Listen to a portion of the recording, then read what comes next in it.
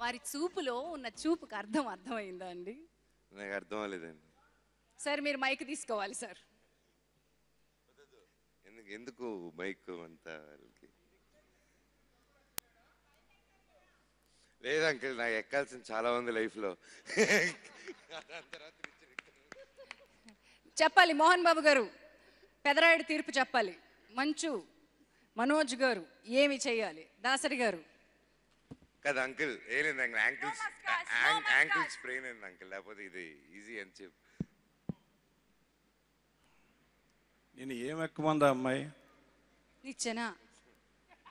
నిచ్చెన అంటే ఏమిటి? లాడర్. Ladder uncle. లాడర్కి అర్థం ఏంటి?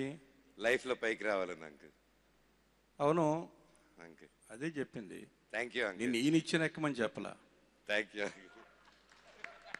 సార్ మీరు మంచి రైటర్ అని తెలుసు, ఈ రకంగా వేస్తారని తెలియదు సార్. మాకు ఈ జనరేషన్ మిస్ అయిపోయింది పంచెస్.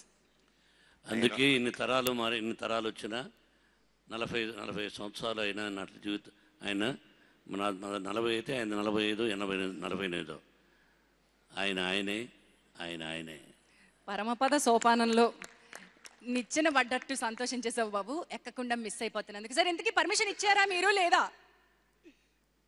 ఎక్కకూడదని పర్మిషన్ ఇచ్చారా?